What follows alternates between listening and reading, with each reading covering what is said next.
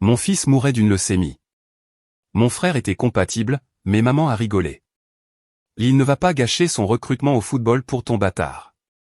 Alors, quand sa petite star est tombée, c'est moi qui ai appuyé sur la gâchette. Merci d'être ici avec moi aujourd'hui. J'espère que tu passes une journée merveilleuse, où que tu sois. J'aimerais que tu écrives en commentaire depuis quelle ville ou quel pays tu nous regardes et quelle heure il est chez toi. Maintenant, commençons notre histoire ensemble. Bienvenue sur ma chaîne. Merci d'être ici avec moi une fois de plus. J'espère que là où vous êtes, vous avez la santé, la paix et surtout une famille qui vous apprécie vraiment. Aujourd'hui, je vous apporte une histoire qu'il m'a fallu 5 ans de thérapie pour réussir à raconter sans que ma voix tremble. C'est une histoire de trahison, du poids du lien du sang, et de la façon dont le fanatisme aveugle peut détruire ce qu'on a de plus sacré. C'est l'histoire de comment ma propre famille a choisi un match de football au lieu de la vie de mon fils. Si vous êtes prêts, prenez quelque chose à boire, installez-vous confortablement et accompagnez-moi dans ce voyage en enfer et retour. Commençons. L'odeur d'un hôpital public dans la ville de Mexico a une personnalité à elle. Ce n'est pas seulement une odeur, c'est une agression physique. C'est un mélange dense, presque qu'on pourrait mâcher, de chlore industriel bon marché, de cire pour sol rance, de nourriture bouillie sans sel et, en dessous de tout ça, l'arôme impossible à confondre de la peur humaine, cette sueur froide et acide qu'on sécrète quand on sait que la mort tourne tout près. Pour la plupart des gens, cette odeur est un mauvais souvenir d'une visite obligatoire.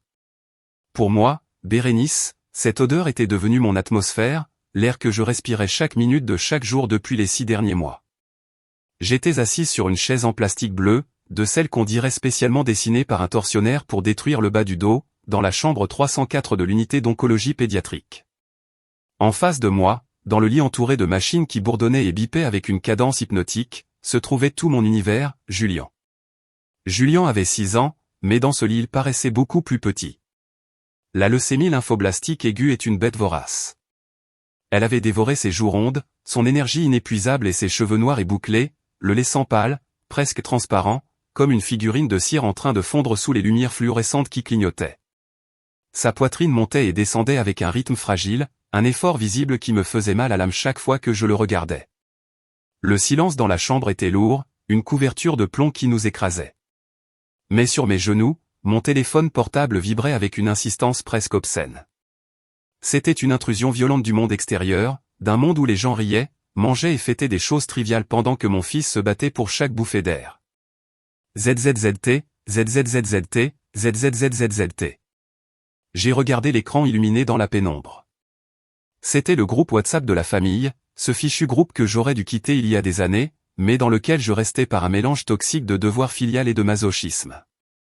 Le nom du groupe brillait avec des émojis qui me donnaient la nausée, famille Guzman, vers le succès, avec un ballon de foot et un trophée. Le premier message venait de ma mère, Elodia. Je pouvais entendre sa voix aiguë et excitée en le lisant. Ça va bientôt commencer. Mon Dieu, je suis tellement nerveuse. Mon cœur va sortir de ma poitrine. Rogelio est magnifique avec le nouveau maillot. On dirait un ange, mais un ange buteur. Je lui ai repassé le maillot 3 fois pour qu'il soit impeccable. Juste après, une rafale de messages de mon père, Gabino. Photo envoyée. Oh, regardez-moi un peu ses jambes. Ça, c'est mon garçon. Que du muscle, que de la puissance, Tapatia. Aujourd'hui il va les dévorer vivants, ces défenseurs en carton. Ces tests sont pour nous. J'ai déjà dit à l'entraîneur de le mettre titulaire où il aura affaire à moi. Et ensuite, ma tante Lucha, la sœur fouineuse de ma mère, qui apparaissait toujours quand il y avait des potins ou une fête, mais jamais quand il y avait des problèmes. J'ai allumé un cierge à San Judas Tadeo et un autre à la Vierge de Guadalupe. Allez, Rogelio. Aujourd'hui tu nous sors tous de la pauvreté. Ce contrat avec l'América est à toi, mon neveu. Avec les doigts tremblants, j'ai ouvert la photo que mon père avait envoyée. L'image a mis du temps à charger à cause du mauvais réseau de l'hôpital. Et le voilà, mon petit frère. Rogelio. 20 ans d'arrogance et de talent gâché. Il était debout sur un terrain en terre du complexe sportif de la délégation, les mains sur les hanches, la poitrine gonflée et le menton levé, regardant l'horizon comme s'il était le propriétaire du monde, et que le reste d'entre nous payions un loyer pour y vivre. Il portait l'uniforme complet, impeccable, sans un pli. Mais mes yeux sont allés directement à ses pieds. Il portait des crampons Nike Mercurial couleur néon, un vert électrique agressif qui faisait mal aux yeux. Ils brillaient sous le soleil de midi comme des bijoux. Et là, j'ai senti un nœud de bile chaude et amère monter par ma gorge jusqu'à me brûler la langue. Je connaissais ces crampons. Je savais exactement lesquels c'étaient. Ils coûtaient 5500 pesos dans le grand magasin de luxe. Je le savais parce que j'étais moi-même passé dans ce magasin la semaine d'avant, le cœur serré et les larmes aux yeux, en regardant les prix, pendant que j'allais au prêteur sur gage juste à côté pour mettre en gage ma petite chaîne en or de baptême. La seule chose de vraie valeur qui me restait de ma grand-mère. Je l'ai mise en gage pour pouvoir payer les antibiotiques à large spectre que la sécurité sociale ne couvrait pas et dont Julien avait désespérément besoin pour ne pas mourir d'une infection opportuniste. 5500 pesos au pied de mon frère. Des pesos pour qu'il puisse courir un peu plus vite sur un terrain pour amateurs, pour qu'il puisse impressionner un recruteur de 3e catégorie du club américain qui peut-être, seulement peut-être, le regarderait 2 fois. 5500 pesos. Exactement la somme qui me manquait pour acheter les 2 boîtes d'injection de filgrastim, le facteur stimulant de colonie qui aiderait la moelle de Julien à produire des globules blancs après la chimio. Des injections qui faisaient la différence entre la vie et la mort. Maman? La voix de Julien a sonné comme le frottement d'un papier de verre fin, me sortant de ma spirale de haine et me ramenant à la réalité de la chambre 304. J'ai laissé tomber le téléphone sur mes genoux comme s'il brûlait, sentant une énorme culpabilité d'avoir pensé à l'argent et aux chaussures pendant qu'il se réveillait. Je me suis penché rapidement au-dessus de la barrière métallique du lit, cette barrière qui était toujours froide, et j'ai posé ma main sur son front. Il était collant. Je suis là, mon amour. Maman est là. Chut, tranquille, ne bouge pas trop. Est-ce que tu as mal quelque part? Tu as la nausée? Tu veux un peu de glace pilée? Julien a cligné des yeux lentement, luttant contre le poids des sédatifs. Ses grands yeux sombres, enfoncés dans des orbites violacées profondes qui ressemblaient à des bleus, m'ont regardé avec une innocence qui me brisait l'âme en 1000 petits morceaux. Malgré la douleur, malgré les vomissements qui lui déchiraient la gorge, malgré les aiguilles qui lui perçaient la peau, il restait un enfant doux qui voulait juste jouer. Est-ce que tonton Rogelio a gagné? L'a-t-il murmuré avec un fil de voix que je pouvais à peine entendre par-dessus le bourdonnement de la climatisation. J'ai fermé les yeux une seconde, avalant le nœud qui me serrait la gorge. Ça me faisait physiquement mal d'entendre cette question. Même ici, en train de mourir dans un lit d'hôpital stérile, mon fils avait été programmé par mes parents pour adorer l'enfant en or. Même Julien savait que, dans la hiérarchie de la famille Guzman, le football de Rogelio passait avant tout, même avant sa propre survie. Ils avaient réussi à faire croire à mon fils que la réussite de son oncle était plus importante que son propre bien-être. Il joue encore, mon chéri, lui ai-je menti doucement, en forçant un sourire qui me semblait être un masque de plâtre rigide sur mon visage. Mais ne t'inquiète pas pour ça maintenant. Toi, tu dois te reposer. Tu joues ton propre match ici, mon cœur, et tu es le plus courageux de tous. Tu es mon champion. Tu es mon vrai champion. Je veux jouer au foot, a-t-il marmonné, ses paupières redevenant lourdes, tombant comme des rideaux de théâtre. Quand je sortirai d'ici, tu m'achètes des crampons comme ceux de tonton? Des verres brillants qui courent vite. Je t'achèterai les meilleurs, mon amour, les plus rapides du monde. Je te le promets. Même si je dois braquer une banque, je te les achèterai.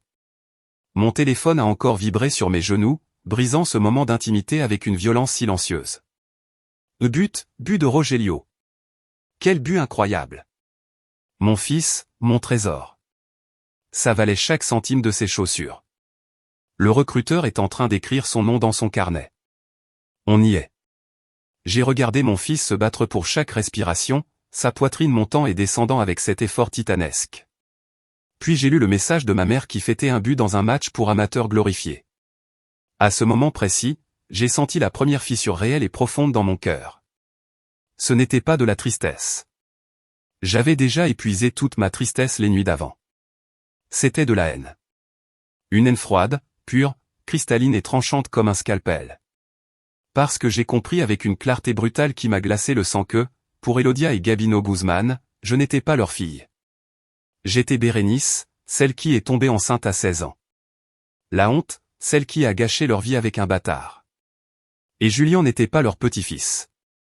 C'était un problème, une dépense inutile, un rappel de mon erreur, une note de bas de page floue dans la glorieuse biographie qu'ils écrivaient dans leur tête pour Rogelio, leur billet de loterie, leur futur Messi mexicain. Ne croyez pas que ce mépris a commencé avec le cancer. Oh non. Ce serait trop simple, trop facile à pardonner comme un moment de folie provoqué par le stress. Le cancer n'a été que la loupe géante qui a fait que tout ce qui était pourri devienne plus grand, plus laid et impossible à ignorer. Le mépris venait de bien avant, tissé dans la structure même de notre vie quotidienne, dans l'ADN de notre dynamique familiale. J'ai un musée de souvenirs douloureux dans ma tête, une galerie de blessures que je visite quand j'ai besoin de me rappeler pourquoi je suis celle que je suis. Laissez-moi vous guider dans quelques-unes des salles principales. Julian avait à peine 3 ans. C'était une nuit d'octobre avec ces orages torrentiels à Mexico qui ressemblent à la fin du monde, quand le ciel tombe en morceaux et que les rues se transforment en rivières d'eau noire en quelques minutes. Julian brûlait de fièvre. Le thermomètre indiquait 40 degrés et ça ne descendait avec rien, ni les bains, ni les suppositoires. Il convulsait dans mes bras, ses yeux blancs, son petit corps secoué violemment par des spasmes qui me terrorisaient. J'étais seule et morte de peur. Je n'avais pas de voiture. J'avais dû vendre ma vieille Nissan Tsuru 6 mois plus tôt. La raison ? Rogelio devait aller à un camp d'entraînement de haut niveau à Pachuca pendant l'été. Mes parents m'ont assise dans le salon et m'ont fortement suggéré que, comme famille, on devait soutenir le talent du garçon. Ils m'ont dit que je vivais près du travail et du marché, que la voiture était un luxe pour moi, mais une nécessité pour le futur de Rogelio. Alors je l'ai vendue et je leur ai donné l'argent. Cette nuit d'orage, j'ai enveloppé Julian dans une couverture en laine et j'ai couru sous la pluie les 2 rues qui me séparaient de la maison de mes parents. Je suis arrivé trempé jusqu'aux os, l'eau dégoulinant sur mon visage mélangée à des larmes, en frappant la porte en bois verni comme une folle possédée. « Papa !» »« Maman !» criai-je, ma voix se perdant dans le bruit du tonnerre. Finalement, mon père, Gabino, a ouvert la porte. Il était en pyjama en flanelle à carreaux, confortable, au sec, avec la télécommande à la main. Derrière lui, la télé passait la rediffusion d'un match de Liga MX. « Papa, aide-moi » ai-je crié, la voix cassée par la panique. Julian est en train de convulser. La fièvre ne baisse pas, emmène-moi aux urgences, s'il te plaît. C'est une urgence.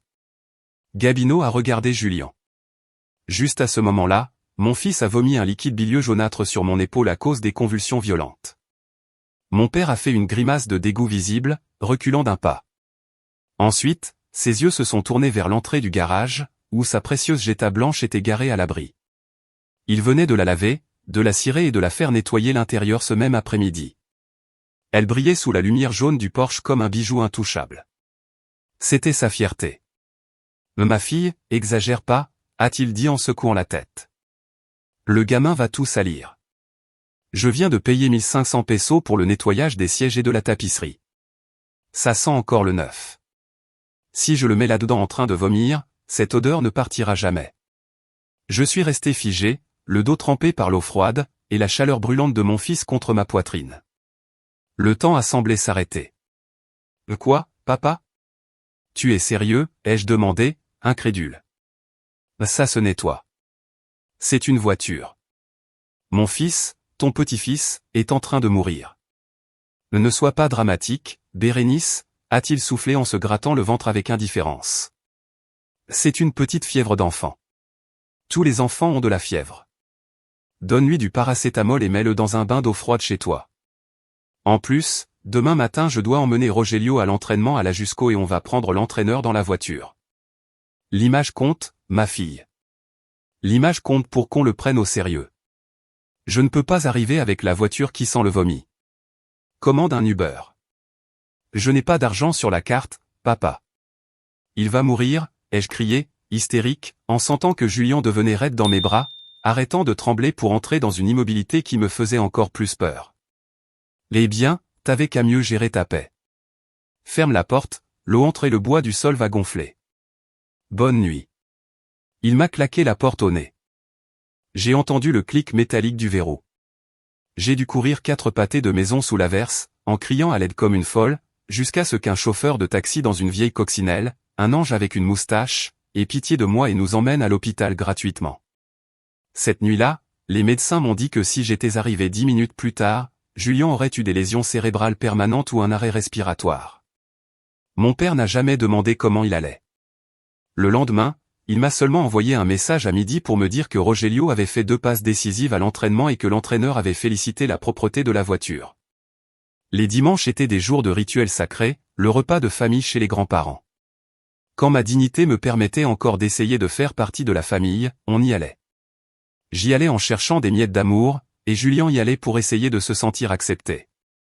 Ma mère, Elodia, passait la matinée à cuisiner son fameux pot-au-feu de bœuf.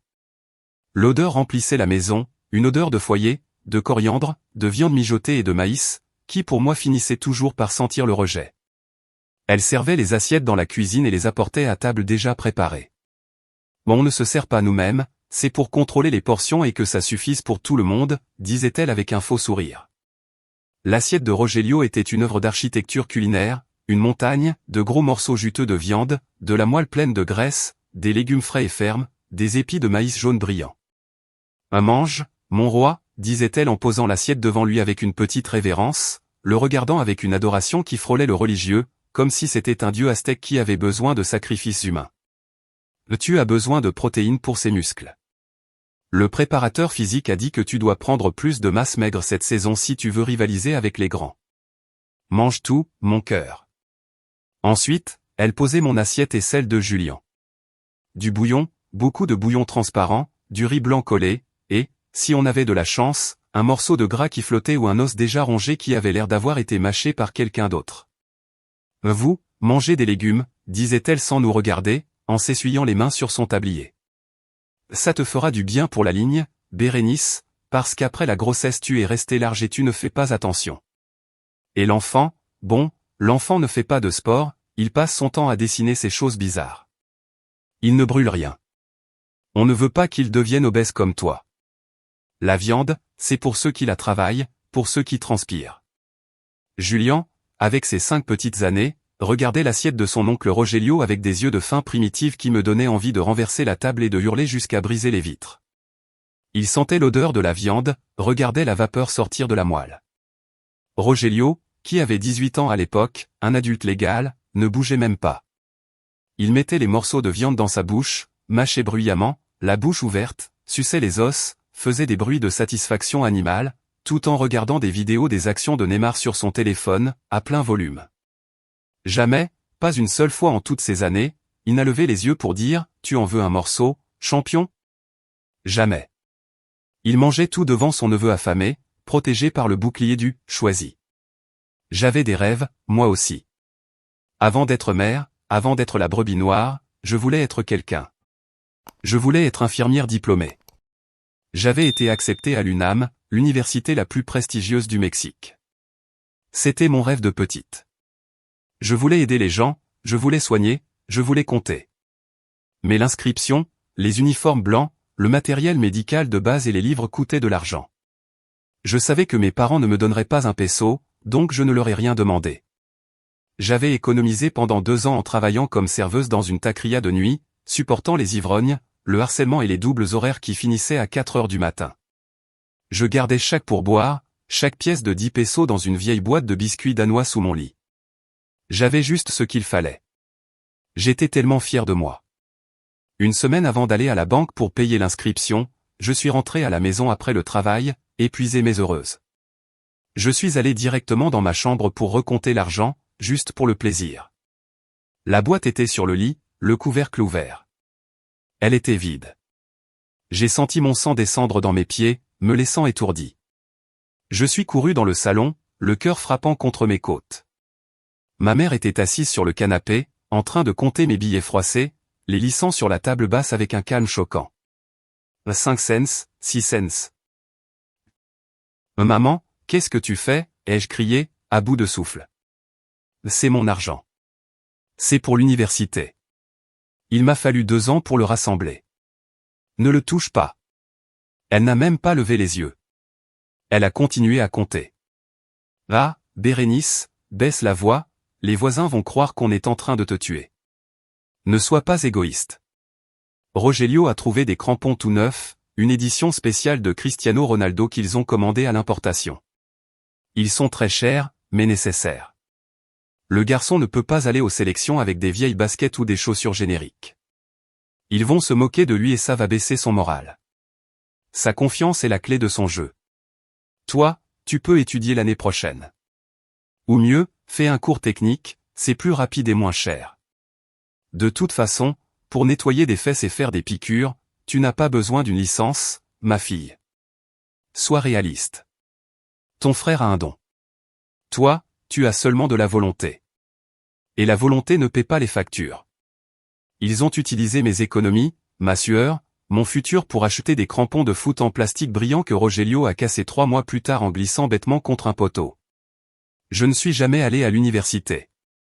J'ai fait un cours technique d'auxiliaire en thérapie physique dans une petite école pourrie, parce que c'était la seule chose que je pouvais payer en travaillant la nuit et en m'occupant de Julien le jour. Et là, dans cette école médiocre, j'ai appris, grâce à ma rage pure, les bases du fonctionnement du corps humain, un savoir que, des années plus tard, j'utiliserai comme une arme pour détruire l'empire en carton de ma famille. Je suis revenu brusquement au présent quand la porte de la chambre s'est ouverte avec un sifflement pneumatique, rompant mon voyage dans le musée de la douleur. L'odeur antiseptique s'est intensifiée, devenant plus aiguë, annonçant l'arrivée de la réalité. C'était le docteur Mendoza, un homme grand, grisonnant, avec les épaules voûtées en permanence par le poids d'annoncer de mauvaises nouvelles tous les jours depuis 30 ans. Ses yeux, derrière des lunettes épaisses à monture noire, étaient fatigués, mais infiniment gentils. C'était le seul être humain dans ce maudit hôpital public qui me regardait dans les yeux et voyait une personne, une mère effrayée, pas un numéro de dossier ou une statistique de pauvreté. Mais aujourd'hui, son langage corporel criait « catastrophe ». Il n'apportait pas de bonnes nouvelles. Je l'ai su à la façon dont il serrait son dossier contre sa poitrine, comme si c'était un bouclier pour se protéger de ma réaction, et à la façon dont il évitait de regarder directement le lit où dormait Julien. « Madame Guzman », dit-il doucement. Il m'a toujours appelé comme ça. Pas Bérénice, pas « maman », pas « ma fille ». Madame Guzman. Un respect que personne d'autre dans ma vie ne m'accordait. Je me suis levé de la chaise comme un ressort, ignorant la crampe aiguë dans mes jambes engourdies. Dites-le-moi, docteur. Sans détour. J'ai déjà tout supporté. Qu'est-ce qu'il y a? C'est une infection, soupira Mendoza, un son long et douloureux qui sembla vider ses poumons. Il s'est assis au bord du lit, loin des tuyaux, m'invitant d'un geste à m'asseoir à côté de lui. La dernière série de chimiothérapie n'a pas fonctionné, Bérénice. Les résultats de la ponction lombaire de ce matin sont arrivés il y a 1 heure et ils sont dévastateurs. On espérait une rémission, mais les blastes, les cellules cancéreuses, dans le sang de Julien ont à nouveau augmenté de façon exponentielle. Sa moelle osseuse est complètement envahie. Elle ne produit plus de cellules saines. Seulement du cancer. J'ai senti le sol au linoléum usé s'ouvrir sous mes pieds, m'avalant dans un abîme sombre et sans fond. Le bourdonnement du moniteur est devenu assourdissant, comme un cri dans ma tête. Quoi? Qu'est-ce que ça veut dire, ai-je demandé, même si mon cerveau d'auxiliaire de santé connaissait déjà la réponse. Mon cœur de mère, lui, refusait de l'accepter, se débattant contre la vérité. Ça veut dire que le temps nous manque. Les médicaments ne font plus rien. Son corps a développé une résistance. Nous avons besoin d'une greffe de moelle osseuse. Et nous en avons besoin de toute urgence. On ne parle pas de mois, Bérénice. On parle de semaines, peut-être de jours, avant qu'une simple infection opportuniste, un rhume banal, le tue parce qu'il n'a plus de défense. Cherchez dans la banque de donneurs, ai-je dit, la voix tremblante, en attrapant la manche de sa blouse blanche avec désespoir, froissant le tissu amidonné. S'il vous plaît, il doit bien y avoir quelqu'un. Au Mexique, on est des millions. Nous l'avons déjà fait. Nous avons vérifié le registre national 3 fois ce matin. Il n'y a pas de match, pas de compatibilité génétique. Chercher dans le registre international est possible. Il y a des bases de données en Europe et aux États-Unis, mais la procédure prend des mois de démarches administratives, de douane, de logistique de transport, et ça coûte une somme d'argent que le système public ne couvre pas immédiatement. Julien n'a pas ce temps-là. Son corps est en train de s'éteindre, système par système. Il a pris mes mains. Ses mains étaient chaudes, vivantes. Les miennes étaient glacées, mortes. Il nous faut un donneur de la famille, Bérénice. C'est la meilleure option. C'est la plus rapide et la plus efficace. Les parents sont compatibles à 50%. Le père de Julien est parti aux États-Unis en sans-papier quand il a vu le test de grossesse positif, ai-je coupé avec une amertume qui avait un goût de rouille sur ma langue. L'île m'a bloqué partout. Je ne sais même pas s'il est vivant ou mort dans le désert. Et moi, j'ai des antécédents d'hépatite grave quand j'étais enfant. Vous m'avez dit au début que ça compliquait ma donation, que mon foie ne supporterait pas le processus ou que je pourrais faire du mal à Julian. Oui, je m'en souviens. C'est un risque trop élevé pour vous deux. Alors? Il reste tes parents et ton frère. Les frères et sœurs sont notre meilleure chance génétique. Ils ont une probabilité de 25% d'être compatibles à 100%. Si ton frère est compatible, ce serait le salut parfait. Un miracle, comme disent ceux qui croient.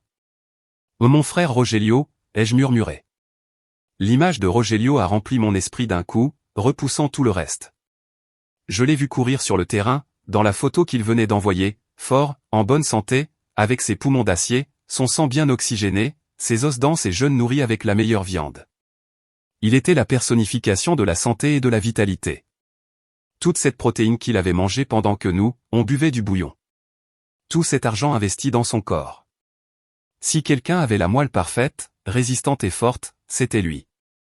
Pour la première fois de ma vie, j'ai pensé que peut-être tout ce favoritisme, toute cette obsession de mes parents pour sa santé allait servir à autre chose qu'à son ego.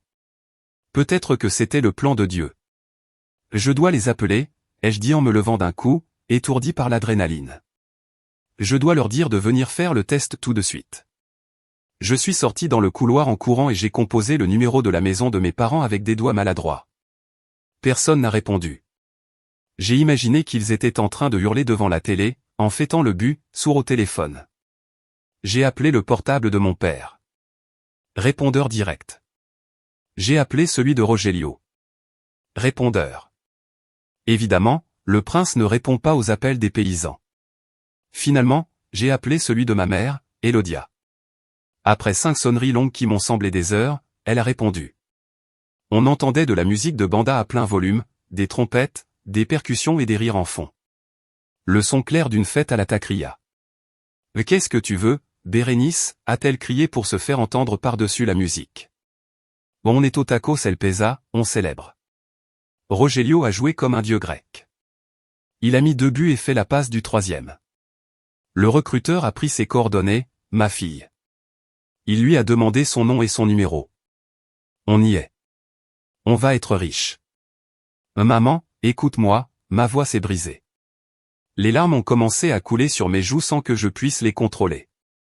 Je suis avec le docteur Mendoza. La chimio a échoué. Julian est en train de mourir. Il meurt, maman. Ce n'est pas une exagération. Il y a eu un silence de l'autre côté de la ligne. Ou peut-être que c'est juste moi qui n'entendais plus la musique à cause du bourdonnement dans mes oreilles. Mais ensuite, le rythme du « tin-tin-tin » du tuba est revenu doucement. Ah ma fille, toujours autant dramatique, a-t-elle dit, sa voix traînant un peu, sûrement à cause de quelques bières. Mais qu'est-ce que le docteur a dit exactement? Je suis sûr qu'il a juste besoin de vitamines ou de fer. Ce garçon a toujours été fragile. Il a besoin d'une greffe de moelle osseuse. C'est maintenant sa seule chance de vivre. J'ai besoin que vous veniez tous faire le test de compatibilité. Toi, papa et Rogelio. Surtout Rogelio. C'est notre meilleure chance génétique. Le test? Quel genre de test? Ça fait mal, a-t-elle demandé avec un ton de suspicion immédiate, pas de préoccupation pour son petit-fils, mais de protection instinctive envers son fils. Bon, on va le piquer, on va l'opérer? C'est juste une prise de sang au début, comme une analyse normale, une piqûre dans le bras. S'il te plaît, maman, venez demain au plus tôt. C'est la vie de ton petit-fils. Je ne vous demande pas d'argent. Cette fois, je ne vous demande pas un seul peso, seulement du sang. Demain, Rogelio a son massage sportif à 10 heures pour délasser les jambes. Le masseur est très strict sur les horaires, mais bon, on ira après, vers midi. Mais il vaut mieux que ce soit rapide, Bérénice. On ne peut pas perdre toute la journée dans cet hôpital rempli de gens malades et de microbes. Je ne veux pas que Rogelio attrape quelque chose avant l'appel du club. S'il tombe malade, je te tue. Le lendemain, ils sont arrivés. Ils sont entrés dans la salle d'attente d'oncologie pédiatrique comme si c'était des membres de la famille royale européenne visitant une décharge municipale. Rogelio portait son survêtement de l'équipe, de gros écouteurs de marque autour du cou et mâchait du chewing-gum la bouche ouverte, regardant autour de lui avec un dégoût évident. Mon père se plaignait à haute voix du coût du parking et du fait qu'une autre voiture s'était garée trop près et risquait de rayer la sienne. Ma mère regardait les enfants chauves avec des masques comme s'ils étaient des monstres contagieux, se couvrant la bouche avec un mouchoir parfumé à un parfum bon marché. « Dépêche, Bérénice, je suis pressé », a dit Rogelio en me voyant. Il n'a même pas demandé des nouvelles de Julien. Il n'a même pas regardé vers la porte de sa chambre. Je dois aller à la salle de sport pour travailler mes jambes. Le recruteur a dit que j'ai besoin de plus d'explosivité au départ. On leur a pris les échantillons de sang. Ça a été rapide. Ils se sont plaints de la piqûre, on dit que l'infirmière avait la main lourde. Ils ont signé les papiers sans les lire et sont repartis en moins de 20 minutes. Ils m'ont laissé seul encore une fois avec mon angoisse et avec mon fils, qui demandait d'une voix faible pourquoi ses grands-parents n'étaient pas venus le saluer alors qu'ils étaient là. 3 jours ont passé. 3 jours éternels. 3 jours pendant lesquels Julien a eu 12 grosses hémorragies de nez qui mettaient 1h30 à s'arrêter, trempant drap après drap de sang rouge vif qui contrastait horriblement avec sa peau blanche. 3 jours d'enfer pur où chaque seconde comptait. Puis le docteur Mendoza m'a appelé dans son bureau. C'était un jeudi après-midi. Il avait des papiers à la main. Son expression était impossible à lire, un mélange étrange de soulagement professionnel et de tension personnelle. Nous avons les résultats des marqueurs génétiques. Bérénice, assieds-toi, s'il te plaît. Mon cœur battait si fort que mes côtes me faisaient mal, comme un oiseau coincé dans une cage trop petite. Alors? Est-ce que l'un d'eux convient? Tes parents, ton père et ta mère, ne sont pas assez compatibles. Ils sont haplo-identiques, seulement à 50%. Le risque de rejet et de maladie du greffon contre l'hôte est trop élevé. Ça tuerait Julien avant la leucémie. Ce serait inutile. J'ai senti que j'allais m'évanouir, que l'obscurité me mangeait les bords du champ de vision. Et Rogelio, ai-je murmuré, à peine capable de prononcer son nom, les yeux fermés. Mendoza a esquissé un léger sourire pour la première fois depuis des jours. Il a posé le papier sur le bureau et l'a tourné vers moi. C'est un match parfait, Bérénice. 10 marqueurs sur 10 identiques. C'est le donneur idéal. C'est comme si vous étiez des jumeaux génétiques sur ce point. Avec sa moelle, Julien a 80% de chances de guérir complètement. C'est un miracle biologique. On ne voit presque jamais ça. J'ai pleuré. Je suis tombé à genoux sur le sol froid du bureau, couvrant mon visage avec mes mains et j'ai pleuré de pure, hystérique et écrasante joie. J'ai crié merci à Dieu. J'ai cru qu'il m'avait entendu. J'ai cru qu'après tout, mon frère, mon sang, allait servir à quelque chose d'autre que taper dans un ballon de cuir. J'ai pensé que c'était un signe divin, que la famille allait répondre, que l'amour gagnerait à la fin. Quelle idiote j'étais, quelle naïve. Je ne savais pas que je fêtais trop tôt. Je ne savais pas que, pour les Guzman, un match de football valait plus que la vie d'un enfant. Je suis sorti du bureau en tremblant d'émotion, en essuyant mes larmes avec la manche de mon uniforme, et j'ai composé le numéro de ma mère avec des doigts maladroits. « Maman, c'est moi », ai-je dit quand elle a répondu. « C'est Rogelio. Il est compatible. Rogelio va sauver Julien. C'est un miracle, maman. Dieu existe. » Il y a eu un silence de l'autre côté. Un silence froid, long et effrayant. Un silence qui n'était pas de la surprise ni du soulagement, mais du calcul froid. « Maman, tu m'as entendu? Il est compatible à 100%. Bérénice, a finalement dit ma mère, et son ton n'était pas joyeux. C'était ce ton grave, sérieux et dangereux qu'elle utilisait quand je cassais une assiette chère ou que je salissais le faux tapis persan. Il faut qu'on parle. Ne dis rien au téléphone. Viens à la maison ce soir pour le dîner, sans l'enfant. Juste toi. Laisse quelqu'un s'occuper de lui. Pourquoi? Dis-lui juste qu'on doit programmer le prélèvement pour lundi. Le docteur prépare déjà le bloc opératoire. Viens à la maison, m'a-t-elle coupé. Sa voix était affûtée comme un couteau de boucher. Il y a des complications. On doit discuter de la logistique. Ce n'est pas aussi simple que tu crois. Et elle a raccroché. À ce moment-là, le froid de l'hôpital est entré en moi jusqu'aux os, plus profond qu'avant. Quelque chose n'allait pas, vraiment pas. Mon intuition de mère me criait de fuir, mais je n'avais nulle part où aller. je ne savais pas, même dans mes pires cauchemars, ce qu'ils allaient me dire ce soir-là, assis autour de la table où ils servaient du mol, dans la maison où mon fils n'avait jamais eu sa place et où sa vie allait être pesée sur une balance contre un ballon de foot, et perdre. J'ai laissé Julien à la garde de Lupita, une infirmière amie qu'il aimait comme si c'était le sien, en lui promettant que je reviendrais avec de bonnes nouvelles. Tonton Rogelio va te donner son sang de footballeur, lui ai-je dit en embrassant son front en sueur. Il a souri faiblement, me faisant confiance aveuglément. Cette confiance serait mon fardeau le plus lourd, ma croix, dans les heures qui allaient suivre. Je suis arrivé chez mes parents à 20h pile. La maison à Coyoacán, cette maison de 2 étages avec une façade en fausse pierre que mes parents gardaient impeccable pour impressionner les voisins et qui sentait toujours le produit pour meubler les attentes impossibles. J'avais préparé une grande barquette de mole poblano fait maison, le seul plat que je savais cuisiner mieux que ma mère, cuit avec patience pendant des heures, comme une offrande de paix, comme un pot de vin émotionnel pour attendrir leur cœur. En entrant, l'ambiance était tendue, chargée d'une électricité statique qui donnait la chair de poule. Pas de musique de banda cette fois, pas de télé allumée avec des matchs. Mon père, Gabino, était assis sur son fauteuil inclinable en simili-cuir, regardant le vide avec une bière à la main, le front plissé. Ma mère, Elodia, était dans la cuisine, frappant les casseroles plus fort que nécessaire, créant un vacarme métallique. Et Rogelio. Rogelio était assis à la table de la salle à manger, une jambe posée sur une autre chaise, se massant la cuisse droite avec un rouleau en mousse, avec cette expression de martyr souffrant qu'il prenait dès qu'il avait la moindre petite contracture. Bonsoir, ai-je dit, ma voix sonnant petite et apeurée dans le silence du salon. J'ai posé la barquette de mol au centre de la table. J'ai apporté du mol pour fêter les bonnes nouvelles. J'ai fait les tortillas à la main. Personne n'a répondu. Ma mère a apporté les assiettes et les verres. Elle a servi le mol dans un silence de tombe. Nous nous sommes assis. Le bruit des couverts frottant sur la porcelaine était le seul son, clin, clin, clin, aigu qui me mettait les nerfs à vif.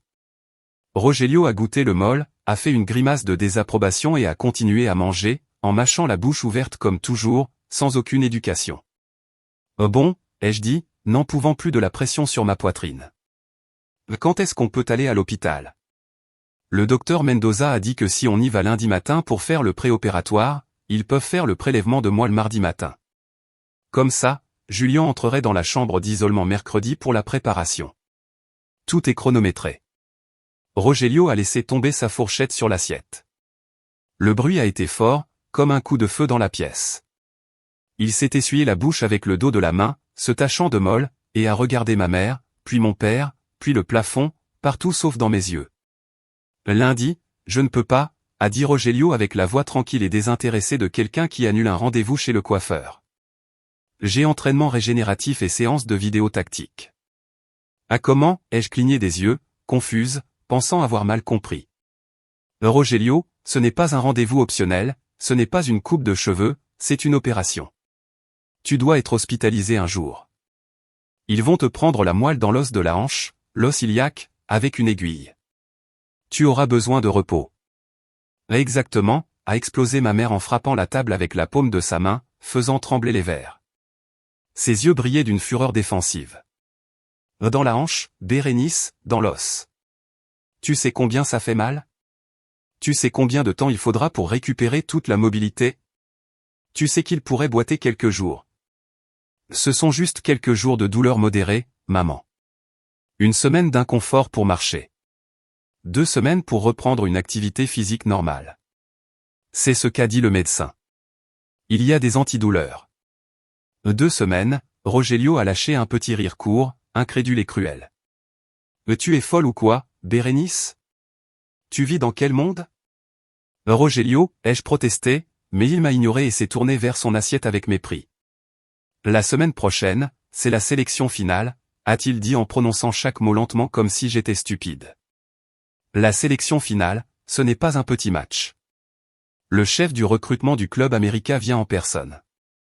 Le directeur du centre de formation de Chiva aussi. C'est l'opportunité de ma vie. C'est le contrat pro. Je me prépare à ça depuis mes 5 ans.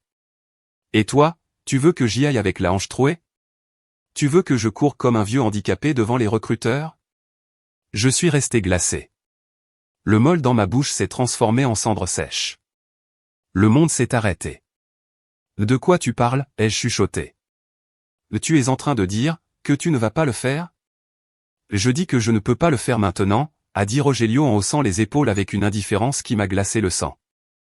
Peut-être dans 3 mois, quand la pré-saison sera finie et quand j'aurai signé, ou en été quand il y aura une pause dans le championnat.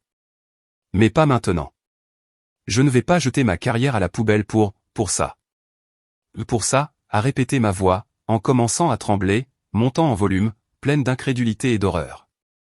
Ça, c'est ton neveu. Ça, c'est Julien.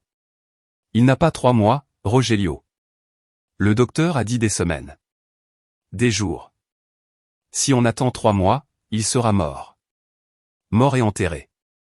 Baisse la voix, a hurlé mon père depuis le fauteuil, en se levant d'un bond. Son visage était rouge de colère.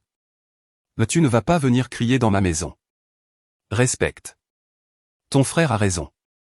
C'est son futur. C'est notre futur à tous. On a tout investi en lui. Tout notre argent, notre temps, nos efforts. On a hypothéqué la maison pour payer ses entraîneurs. On ne va pas laisser tout partir à l'égout au dernier moment à cause de ton irresponsabilité et de ta malchance. Mon irresponsabilité? Je me suis levé en tremblant, les larmes coulant de mes yeux comme des rivières. Mon fils a un cancer. Ce n'est pas une grippe, ce n'est la faute de personne. C'est une loterie génétique. C'est la faute de ton mauvais sang, a craché ma mère, Elodia, en s'approchant de moi avec son index pointé vers mon visage comme une griffe. C'est parce que tu t'es mise avec ce bon à rien qui t'a mise enceinte et s'est barré. Cette génétique pourrie, cette faiblesse, c'est ça qui rend le gamin malade. Rogelio est pur. Rogelio est fort. Rogelio est un gagnant. Pourquoi on devrait sacrifier le fort pour sauver le faible? Ça va contre la nature. La brutalité de ces mots m'a frappé comme un coup de poing dans le ventre. J'ai perdu le souffle. Maman, c'est ton petit-fils. C'est ta chair, ton sang. C'est un enfant innocent. Et Rogelio, c'est mon fils, a-t-elle répondu avec une froideur absolue, le regard vide de tout instinct maternel pour moi. Et lui, il va être une star. Il va nous sortir de ce quartier. Il va nous acheter une grande maison au Pedregal. Il va réussir. Julien? Julien est une tragédie. Oui, c'est triste, mais c'est ta tragédie, Bérénice. C'est ta croix. Ne nous entraîne pas avec toi dans le trou. Ne sois pas égoïste. J'ai regardé Rogelio, mon petit frère, celui que j'avais gardé quand il était bébé, à qui je changeais les couches, à qui j'achetais des bonbons en cachette avec mon argent de récréation. Rogelio était assis à la table de la salle à manger, une jambe posée sur une autre chaise, se massant la cuisse droite avec un rouleau en mousse, avec cette expression de martyr souffrant qu'il prenait dès qu'il avait la moindre petite contracture. Bonsoir, ai-je dit, ma voix sonnant petite et apeurée dans le silence du salon. J'ai posé la barquette de molle au centre de la table. J'ai apporté du molle pour fêter les bonnes nouvelles. J'ai fait les tortillas à la main. Personne n'a répondu. Ma mère a apporté les assiettes et les verres. Elle a servi le molle dans un silence de tombe. Nous nous sommes assis. Le bruit des couverts frottant sur la porcelaine était le seul son, clin, clin, clin, aigu qui me mettait les nerfs à vif. Rogelio a goûté le molle, a fait une grimace de désapprobation et a continué à manger, en mâchant la bouche ouverte comme toujours, sans aucune éducation. Bon, ai-je dit, n'en pouvant plus de la pression sur ma poitrine. Quand est-ce qu'on peut aller à l'hôpital? Le docteur Mendoza a dit que si on y va lundi matin pour faire le préopératoire, ils peuvent faire le prélèvement de moi le mardi matin. Comme ça, Julien entrerait dans la chambre d'isolement mercredi pour la préparation. Tout est chronométré. Rogelio a laissé tomber sa fourchette sur l'assiette. Le bruit a été fort, comme un coup de feu dans la pièce. Il s'est essuyé la bouche avec le dos de la main, se tachant de molle, et a regardé ma mère, puis mon père, puis le plafond, partout sauf dans mes yeux. Lundi, je ne peux pas, a dit Rogelio avec la voix tranquille et désintéressée de quelqu'un qui annule un rendez-vous chez le coiffeur. J'ai entraînement régénératif et séance de vidéo tactique. Ah comment, ai-je cligné des yeux, confuse, pensant avoir mal compris. Rogelio, ce n'est pas un rendez-vous optionnel, ce n'est pas une coupe de cheveux, c'est une opération.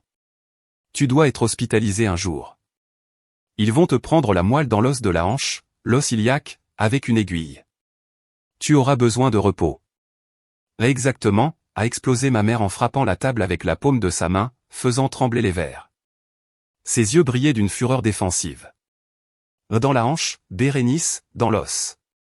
Tu sais combien ça fait mal? Tu sais combien de temps il faudra pour récupérer toute la mobilité? Tu sais qu'il pourrait boiter quelques jours. Ce sont juste quelques jours de douleur modérée, maman. Une semaine d'inconfort pour marcher. 2 semaines pour reprendre une activité physique normale. C'est ce qu'a dit le médecin. Il y a des antidouleurs. 2 semaines, Rogelio a lâché un petit rire court, incrédule et cruel. Tu es folle ou quoi, Bérénice? Tu vis dans quel monde? Rogelio, ai-je protesté, mais il m'a ignoré et s'est tourné vers son assiette avec mépris. La semaine prochaine, c'est la sélection finale, a-t-il dit en prononçant chaque mot lentement comme si j'étais stupide.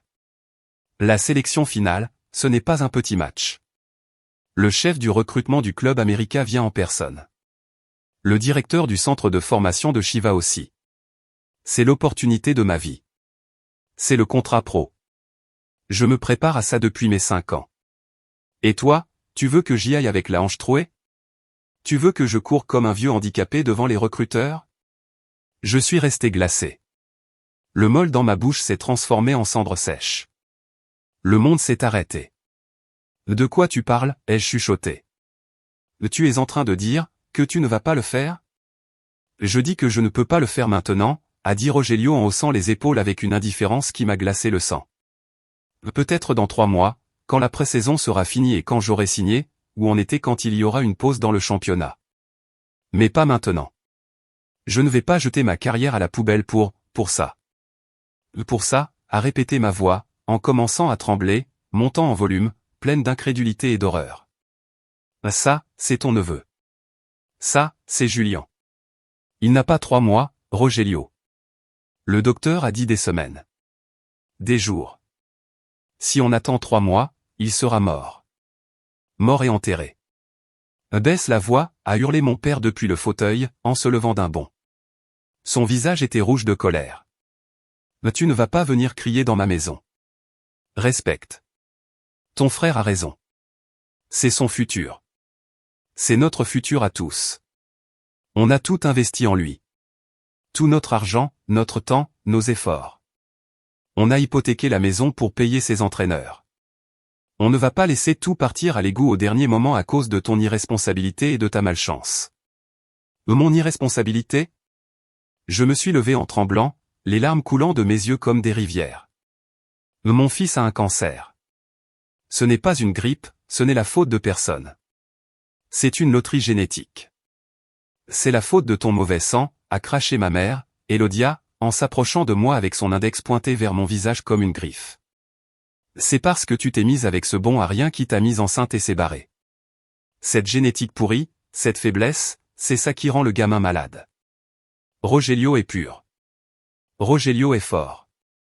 Rogelio est un gagnant. Pourquoi on devrait sacrifier le fort pour sauver le faible? Ça va contre la nature. La brutalité de ces mots m'a frappé comme un coup de poing dans le ventre. J'ai perdu le souffle. Maman, c'est ton petit-fils. C'est ta chair, ton sang. C'est un enfant innocent. Et Rogelio, c'est mon fils, a-t-elle répondu avec une froideur absolue, le regard vide de tout instinct maternel pour moi. Et lui, il va être une star. Il va nous sortir de ce quartier. Il va nous acheter une grande maison au Pedregal. Il va réussir. Julien? Julien est une tragédie. Oui, c'est triste, mais c'est ta tragédie, Bérénice. C'est ta croix. Ne nous entraîne pas avec toi dans le trou. Ne sois pas égoïste. J'ai regardé Rogelio, mon petit frère, celui que j'avais gardé quand il était bébé, à qui je changeais les couches, à qui j'achetais des bonbons en cachette avec mon argent de récréation. Rogelio, s'il te plaît, les je suppliai en tombant à genoux à côté de sa chaise, m'humiliant complètement. Je t'en supplie. Je t'embrasse les pieds si tu veux. C'est Julien. Il t'adore. Il veut être comme toi. Je te demande juste de repousser la sélection. Il y en aura d'autres. Tu es jeune, tu as du talent. L'América ne va pas disparaître. Rogelio a secoué la tête, regardant ses mains. Ces mains douces qui n'avaient jamais travaillé un jour de leur vie, qui n'avaient jamais lavé une assiette ou porté une caisse. Non, Bérénice. Il n'y en aura pas d'autre comme celle-là. C'est le grand moment. C'est maintenant ou jamais. Je ne vais pas prendre ce risque. J'ai mal au dos rien que d'y penser. Mon corps est mon outil de travail. Je ne peux pas laisser qu'on me pique l'os et qu'on me laisse boiteux. Je suis désolé, mais non. D'abord moi. Tu es désolé, ai-je murmuré en me relevant lentement du sol. Tu es désolé? Il va mourir, Rogelio. Ton neveu va mourir. Eh bien, c'est la volonté de Dieu, a dit ma mère en croisant les bras, levant les yeux vers l'image de la Vierge sur le mur. Mais si Dieu veut le reprendre, il le reprendra. On ne peut pas aller contre la volonté de Dieu. Mais Rogelio a un don divin dans les jambes et ce serait un péché de le gâcher. Dieu ne lui a pas donné ce talent pour qu'il le jette à la poubelle par sentimentalité. À ce moment-là, quelque chose s'est cassé en moi. Ce n'était pas un son fort, c'était comme le craquement sec d'une branche morte sous le poids de la neige. J'ai regardé ces trois personnes. Mon père, le lâche ambitieux qui voyait en son fils sa propre rédemption ratée et son plan de retraite. Ma mère, la fanatique aveugle qui adorait l'idole en argile qu'elle avait elle-même construit. Et Rogelio, le monstre narcissique qui croyait que taper dans un ballon de cuir était plus important que la respiration d'un être humain. Vous êtes des monstres, ai-je dit avec une voix si basse et calme qu'on l'entendait à peine, une voix que je ne reconnaissais pas comme la mienne. Vous êtes le mal en personne. Vous ne méritez pas qu'on vous appelle famille. Va-t'en, a crié mon père en pointant la porte d'une main tremblante. Dehors de ma maison et ne reviens pas avant d'avoir appris à respecter les décisions de la famille. Emmène ton molle et ton drame de telenovela ailleurs. J'ai pris mon sac, je n'ai pas pris le molle. Je l'ai laissé là au milieu de la table, ouvert, refroidissant comme un monument à leur gloutonnerie et à ma stupidité. Je me suis dirigé vers la porte, sentant leur regard de haine sur mon dos. Bérénice, a dit ma mère avant que je sorte. Je me suis tourné, avec une dernière, stupide et irrationnelle petite lueur d'espoir qu'elle se rétracte, que la mère qui m'avait un jour chanté des berceuses se réveille. Elle m'a regardé avec des yeux secs et durs comme des pierres. Ne dis ça à personne. On ne veut pas que les gens pensent du mal de Rogelio avant son début. L'image compte. Si tu parles, je te déshérite. Je suis sorti et j'ai claqué la porte si fort que j'ai senti le cadre vibrer et j'ai entendu un cadre tomber au sol. J'ai marché vers l'arrêt de bus dans l'obscurité, en pleurant, en criant vers le ciel vide, en maudissant Dieu, le football et le sang qui coulait dans mes veines. Mais surtout, en me maudissant moi-même d'avoir cru, ne serait-ce qu'une seconde, qu'il m'aimait. Cette nuit-là, Julien a fait une crise. Il a commencé à vomir du sang. Les médecins couraient, les alarmes sonnaient, les lumières rouges clignotaient. J'étais là, tenant sa main froide, voyant la vie s'échapper de lui, en sachant que le remède, le médicament parfait, se trouvait à seulement 2 kilomètres de là, en train de dormir paisiblement dans un lit confortable, rêvant de but, de gloire et de femme. Le docteur Mendoza a réussi à le stabiliser après 3 heures d'angoisse, mais il a été clair et brutalement honnête. C'était limite, Bérénice. Beaucoup trop limite. On l'a presque perdu. Nous avons besoin de cette greffe maintenant. Qu'est-ce qu'ont dit tes parents? Quand est-ce que ton frère vient? J'ai déjà le bloc opératoire réservé. Je l'ai regardé avec les yeux gonflés par les pleurs et l'âme vidée de tout espoir. Il ne viendra pas, docteur. Ils ne viendront pas. Ils ne viendront jamais. Ils préfèrent aller à une sélection de football. Ils ont dit que la hanche lui ferait mal. Le docteur Mendoza, un homme qui avait tout vu en 30 ans de médecine publique, un homme qui avait vu des gens criblés de balles, des enfants maltraités et des tragédies quotidiennes, est resté silencieux. J'ai vu sa mâchoire se contracter jusqu'à ce que les tendons de son cou ressortent. J'ai vu la colère pure dans ses yeux fatigués. « Fils de pute », a-t-il murmuré, rompant son protocole professionnel pour la première fois. « Pardon, Bérénice, mais ce sont des fils de pute. » Maudit soit-il. J'ai hoché la tête, sans force. « Qu'est-ce qu'on fait? Qu'est-ce que je fais? Je ne veux pas qu'il meure. Je vais passer des appels. Je vais remuer ciel et terre. Je vais contacter des collègues à l'étranger. Mais il nous faut de l'argent, Bérénice. Pour activer une recherche internationale en urgence et faire venir une moelle de l'extérieur en moins de 48 heures, il faut payer le transport spécial, la conservation cryogénique. C'est environ 200 000 pesos juste pour ouvrir le protocole. 200 000 pesos. Il aurait pu dire 200 millions. Pour moi, c'était pareil. Je gagnais 6 000 pesos par mois en faisant le ménage dans une petite clinique et quelques gardes en plus. Je suis sorti dans le couloir de l'hôpital, je me suis assise par terre, sur le sol froid en granit, et j'ai sorti mon téléphone. J'ai composé le numéro de ma mère une dernière fois. C'était un acte de désespoir suicidaire, le dernier sursaut d'une noyée. Elle a répondu. On entendait encore le bruit d'une fête. Un mariachi. Ils étaient en train de jouer, El Rey, bien sûr. Ils fêtaient à l'avance. Maman, Julie enseigne. Il a failli mourir il y a 1 heure. J'ai besoin d'argent. Si vous ne me donnez pas la moelle, donnez-moi de l'argent. Il me faut 200 000 pesos pour la faire venir de l'extérieur. Vends la voiture, maman. Hypothèque la maison, s'il te plaît. C'est sa vie. Quoi, a-t-elle crié en parlant de façon pâteuse. Je ne t'entends pas avec la musique. On est à la fête de départ de Rogelio. Il part demain à Guadalajara. On est très heureux. Ne gâche pas ça avec ta mauvaise énergie, Bérénice. Si l'enfant doit mourir, c'est que Dieu a besoin d'un petit ange au ciel. Arrête de nous embêter et laisse-nous profiter. Et elle a raccroché. Je suis resté là, le téléphone dans la main, en écoutant le son, le bruit définitif de l'abandon. Je me suis serré les genoux contre la poitrine, je me suis recroquevillé en petite boule par terre et je me suis préparé à regarder mon fils mourir. Puis j'ai vu des chaussures vieilles et usées se placer devant moi. Des chaussures de travail, noires, orthopédiques, tachées de pâte de maïs et de sauce rouge. J'ai levé les yeux, flous à cause des larmes. C'était ma tante Socorro, la petite sœur de mon père Gabino, celle que personne n'invitait aux fêtes importantes parce qu'elle vendait des tamales dans un stand de rue à côté du métro et qu'elle sentait toujours la graisse et le charbon. Celle que mes parents appelaient, la pauvre, la honte, de la famille, parce qu'elle ne s'était jamais mariée et qu'elle vivait dans une petite chambre sur un toit. Elle avait les yeux rouges d'avoir pleuré. Elle tenait un sac en plastique de supermarché dans ses mains, collé contre sa poitrine comme un trésor. « Tati » ai-je murmuré. « J'ai tout entendu, ma fille » a-t-elle dit, sa voix tremblant de rage et de douleur. « Je suis allé chez ton père pour leur apporter des tamales en cadeau pour le voyage du petit prince. Je voulais leur souhaiter bonne chance et j'ai entendu ce qu'ils criaient. J'ai entendu comment ils t'ont mise dehors. J'ai entendu ce que cette sorcière d'Elodia a dit sur la volonté de Dieu. Je me suis caché dans la cuisine et j'ai tout entendu.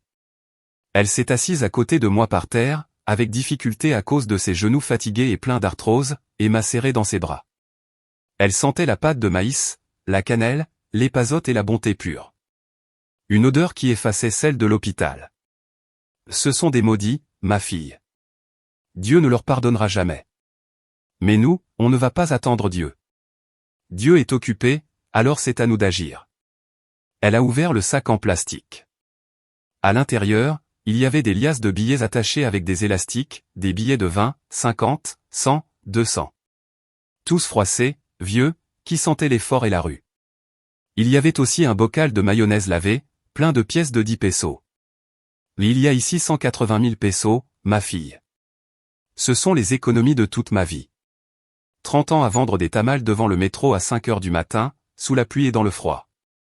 J'allais m'en servir pour me faire opérer les genoux qui ne tiennent plus, ou pour réparer mon toit qui fuit, mais les genoux peuvent attendre encore un peu. Le toit tient avec une bâche. L'enfant, non. Non, tata, non.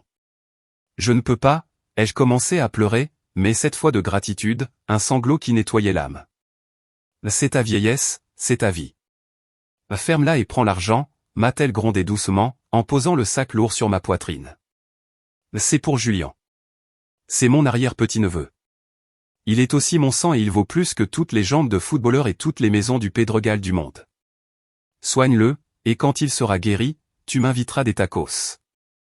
Je suis couru avec l'argent au bureau du docteur Mendoza. Lui, avec les yeux humides, a mis ce qui manquait de sa propre poche, et nous avons contacté le registre international cette même nuit. Un miracle s'est produit. Un vrai miracle, pas comme les buts de mon frère. Un maçon en Espagne. Un homme anonyme, inconnu, qui vivait de l'autre côté de l'océan, était compatible. Il a accepté de donner immédiatement, sans rien demander en retour. La moelle a volé dans un avion, a traversé l'Atlantique dans une glacière spéciale, gardée comme si c'était de l'or, et est arrivée à l'hôpital 36 heures plus tard. Julian a reçu la greffe. Ça a été des UR. Il y a eu de la fièvre, de la douleur, des vomissements, de la peur. Mais il a survécu. La moelle du maçon espagnol a pris dans ses os. Le sang d'un étranger, d'un homme bon que nous n'avons jamais connu, a commencé à couler dans les veines de mon fils, lui donnant la vie, pendant que le sang de sa propre famille pourrissait dans son égoïsme. Cette nuit-là, pendant que Julian dormait sa première vraie nuit de récupération, avec la couleur qui revenait peu à peu sur ses joues, je suis entré sur le Facebook de Rogelio depuis le téléphone de ma tante. Il y avait une nouvelle photo. Rogelio au stade Azteca avec le survêtement d'entraînement du Club América. Il souriait comme s'il était le roi de l'univers. Le texte disait « Tout sacrifié pour ce rêve. Rien ni personne ne va m'arrêter. Parfois, il faut laisser des poids derrière soi pour pouvoir voler. Merci à mes parents d'avoir cru en moi quand personne d'autre ne l'a fait. Hashtag béni, hashtag futur idole, hashtag la famille d'abord. J'ai regardé la photo. J'ai regardé le sourire triomphant de ma mère dans les commentaires, rempli de cœur. Et j'ai juré sur la vie tout juste sauvée de mon fils. J'ai juré devant ma tante Socorro, qui dormait sur une chaise à côté de moi. Vous avez choisi le football au lieu de la vie. Vous avez choisi la célébrité au lieu du sang. Très bien. Profitez en tant que ça dure, parce que je vais m'assurer que, quand vous tomberez et vous allez tomber, parce que tout ce qui monte doit redescendre, je serai la propriétaire du sol sur lequel vous vous écraserez. Et ce sol sera en béton. 5 ans ont passé. 5 ans peuvent sembler une éternité ou un clin d'œil, selon de quel côté de l'histoire on se trouve. Pour moi, ce furent 5 ans de reconstruction lente, douloureuse et méticuleuse. J'ai coupé tout contact avec eux. J'ai changé de numéro de téléphone. Nous avons déménagé dans un petit appartement de 2 chambres avec tante Socorro, qui est devenue la vraie grand-mère de Julian. Elle a arrêté de vendre des tamales dans la rue, maintenant elle les faisait à la maison sur commande, et moi je m'occupais de faire en sorte qu'il ne lui manque rien. J'ai travaillé comme une bête. Double horaire, week-end, jour férié. Je n'avais pas de repos. Mais je n'ai pas fait que travailler. J'ai observé. J'ai appris. En tant qu'auxiliaire de thérapie physique, j'ai vu un grand besoin, un énorme marché oublié à Mexico, la rééducation sportive de haut niveau, mais accessible. Il y avait des milliers de Rogelio, des milliers de sportifs amateurs, semi-pro et pro frustrés qui se blessaient et étaient désespérés de retourner jouer. Les hôpitaux publics étaient lents et mauvais. Les cliniques privées de luxe étaient inaccessibles pour la plupart. J'ai demandé un prêt à la banque pour femmes entrepreneurs. Je me suis associé avec le docteur Mendoza, qui s'apprêtait à prendre sa retraite de l'hôpital public et était écœuré par la bureaucratie. Nous avons ouvert une petite clinique dans un local modeste. Nous l'avons appelé Kinésiovert. Au début, il y avait 2 tables de massage, une machine à ultrasons d'occasion achetée aux enchères, et beaucoup de volonté. Mais moi, j'avais quelque chose que les autres n'avaient pas, la faim. La faim de réussir, la faim de sécurité pour mon fils et, oui, la faim de vengeance. Je traitais chaque patient comme si c'était mon fils. Je me suis obsessionné avec les résultats. J'étudiais la nuit, je suivais des cours en ligne, j'apprenais de nouvelles techniques. Les patients ont commencé à me recommander. Le bouche-à-oreille a été ma meilleure publicité. Va voir la licenciée Bérénice. Elle a des mains bénies. Elle te remet sur pied en 2 fois moins de temps. Cette femme ne te laisse pas abandonner. La clinique a grandi. Nous avons déménagé dans un local plus grand. Nous avons embauché plus de thérapeutes. Nous avons acheté des machines allemandes de dernière génération, des chambres de cryothérapie, du laser haute intensité, des bassins d'hydrothérapie. 5 ans plus tard, Kinésiovert était devenu le centre de rééducation sportive le plus prestigieux du sud de Mexico. Nous avions des accords avec des assurances, avec des salles de sport de luxe, avec des clubs de coureurs et, ironiquement, avec quelques clubs de football de 2e division et des centres de formation. Je ne portais plus un uniforme d'infirmière taché. Je portais des tailleurs sur mesure qui respiraient le pouvoir. Je conduisais un SUV de l'année, blindé contre les tempêtes. Julian allait dans une école privée bilingue et jouait au football dans une ligue pour enfants où il était le gardien vedette, connu pour son courage. Pendant ce temps, l'étoile de Rogelio vacillait puis s'éteignait lentement comme une bougie dans le vent. J'apprenais tout par les potins que tante Socorro ramenait du marché ou par quelques parents éloignés.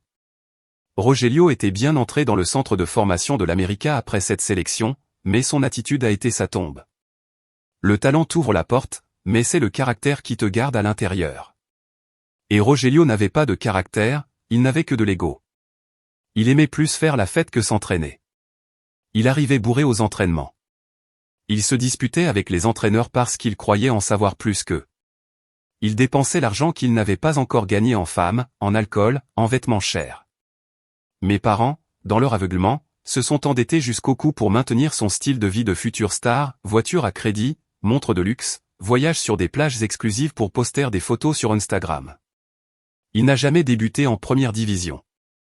Ils l'ont renvoyé de l'América après 2 ans pour indiscipline.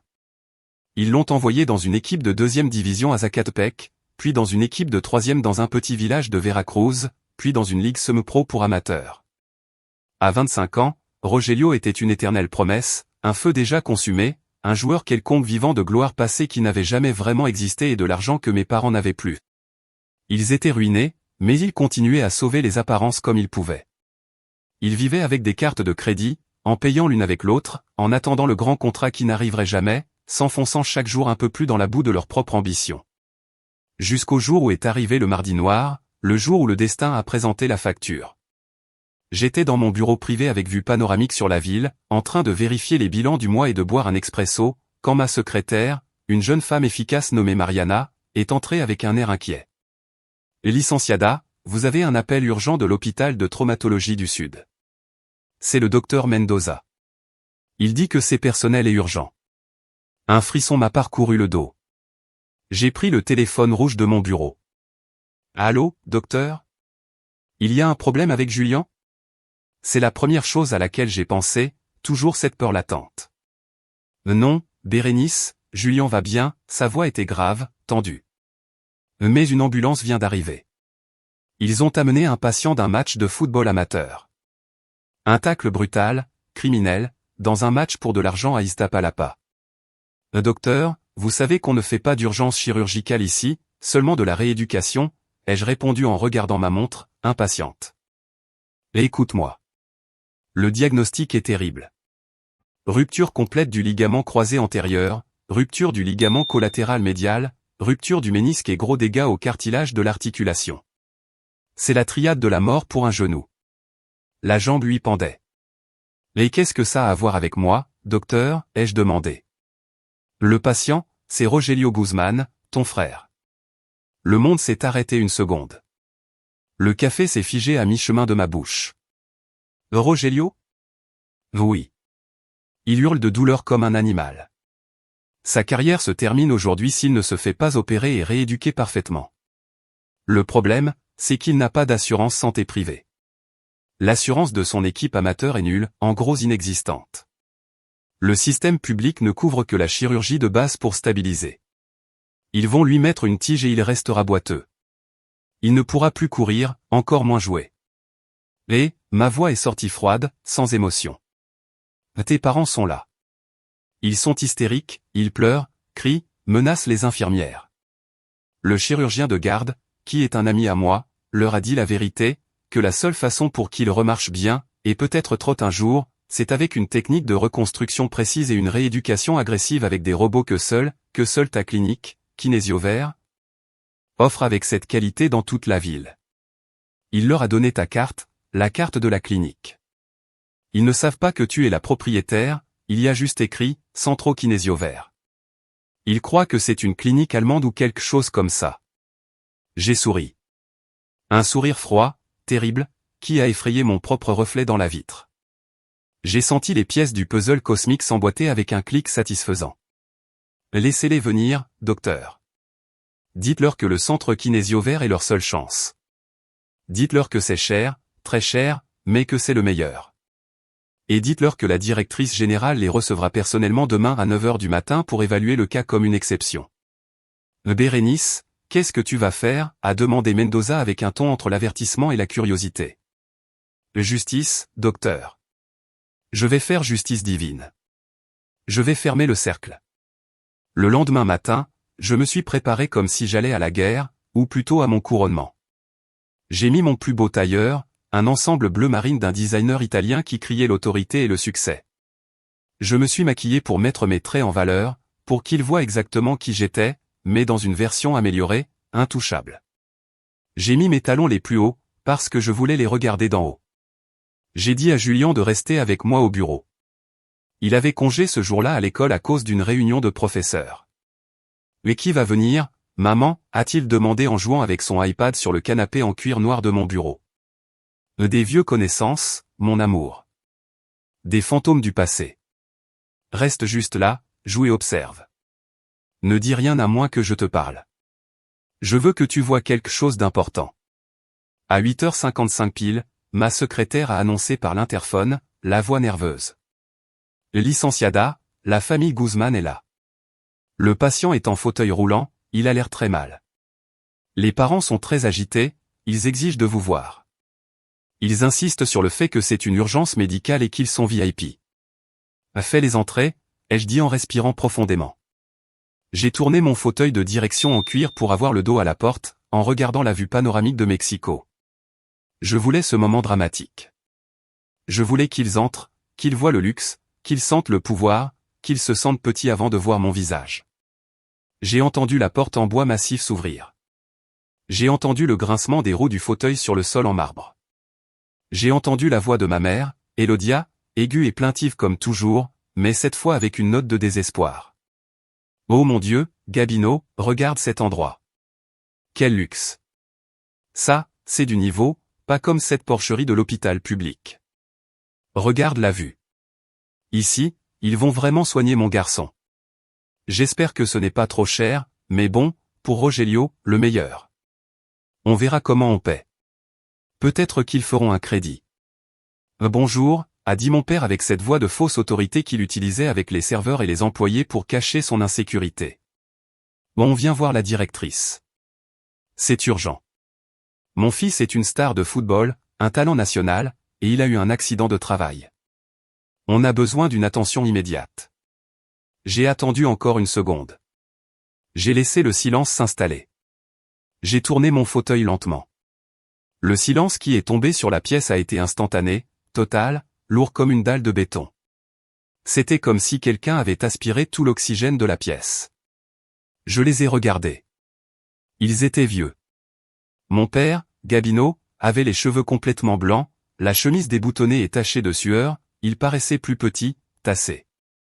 Ma mère, Elodia, portait une robe qui avait été élégante il y a 10 ans, mais maintenant elle était usée, décolorée, et elle avait de profondes poches sombres sous les yeux. Et Rogelio. Rogelio était dans le fauteuil roulant avec la jambe droite complètement bandée et tendue, soutenue par un support. Il était pâle, en sueur, gros.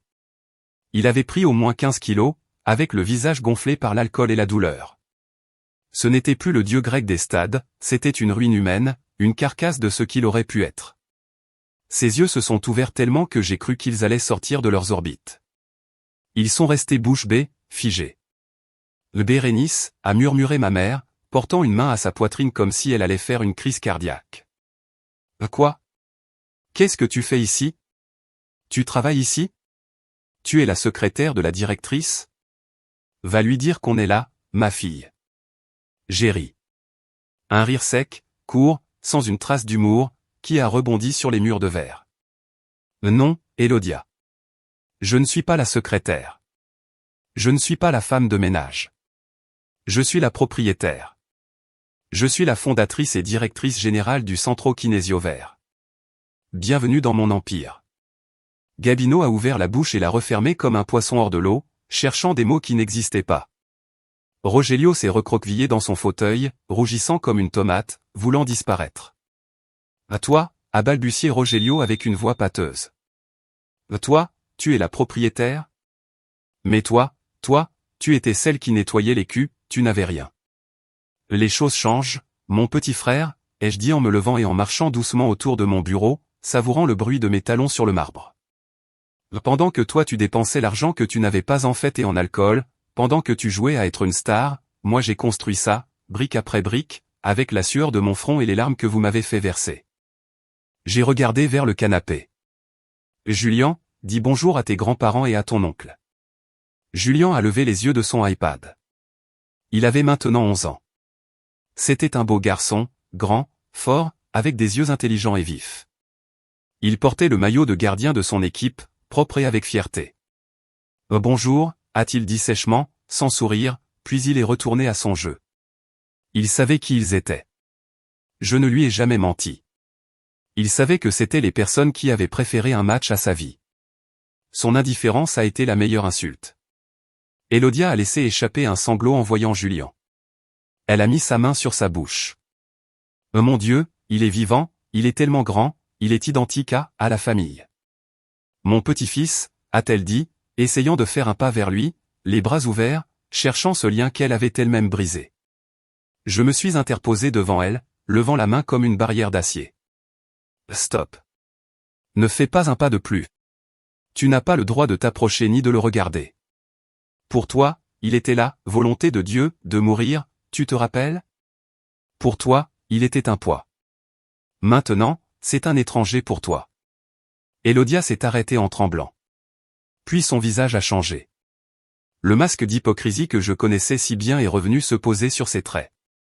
Elle a souri d'un sourire larmoyant, pathétique et manipulateur. « Là, ma fille, Bérénice, mon amour, pardonne-nous. On était confus ce jour-là. On avait peur. On nous a mal conseillés. Mais regarde, le sang parle. Je savais que tu réussirais. Je l'ai toujours dit à ton père, Bérénice est la plus intelligente, la plus entreprenante. Quel orgueil pour nous. Arrête, maman, ai-je dit froidement. Épargne-moi le théâtre. Je sais pourquoi vous êtes là. Je sais ce que vous voulez. Le docteur Mendoza m'a tout raconté. Gabino a fait un pas en avant, essayant de récupérer sa dignité perdue, en gonflant la poitrine comme un vieux coq. Bérénice, ma fille, laisse tomber la rancune. Le passé, c'est le passé. C'est ton frère. Ton sang. Il a eu un terrible accident. Son genou est détruit. Le docteur dit qu'il a besoin de la meilleure thérapie, de tes machines, celle avec le laser et les robots. Il dit que s'il ne se soigne pas ici, il va boiter toute sa vie. Il ne pourra plus jamais jouer. C'est sa carrière. Ah bon, ai-je dit en m'asseyant sur le bord de mon bureau, les jambes croisées. Et alors? Rogelio a sursauté, désespéré, en serrant les accoudoirs de son fauteuil. C'est ma carrière, Bérénice. C'est ma vie. Si je ne joue plus, je ne suis plus rien. Aide-moi. Tu es ma sœur. Tu dois m'aider. Ta sœur, ai-je répété le mot en le savourant comme un bonbon empoisonné.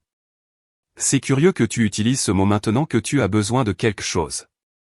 Il y a 5 ans, quand je t'ai supplié à genoux dans ta salle à manger, quand je t'ai demandé un peu de ta moelle pour sauver mon fils qui mourait, qu'est-ce que tu m'as répondu? Ah oui, je m'en souviens parfaitement. Tu as dit que ça te ferait mal à la hanche, que tu avais une sélection, que ton corps était ton outil. Rogelio a baissé les yeux, incapable de soutenir mon regard. J'étais jeune, j'étais stupide. Mes parents m'ont mis la pression, je ne savais pas ce que je faisais. Non, Rogelio, tu avais 20 ans. Tu étais un adulte. Et tu étais égoïste. Tu as choisi tes jambes au lieu de la vie de Julien. Tu as choisi un match de foot au lieu de ton propre sang. Tu as fait un pari et tu as gagné ce jour-là, mais la roue tourne. S'il te plaît, Bérénice, a crié ma mère, en tombant à genoux de façon théâtrale sur le tapis coûteux de mon bureau, en joignant les mains. Je t'en supplie, au nom de ce que tu veux. On n'a pas d'argent. On a tout dépensé. L'assurance ne paie pas ça, on est ruiné. Fais-nous un prix, ou fais-le gratuitement, pour la famille. Quand Rogelio se remettra et signera un contrat, on te paiera le double, on te fera de la pub. On dira que tu l'as sauvé gratuitement. Pour la famille, ai-je répété en arquant un sourcil. Cette même famille qui m'a claqué la porte au nez sous la pluie.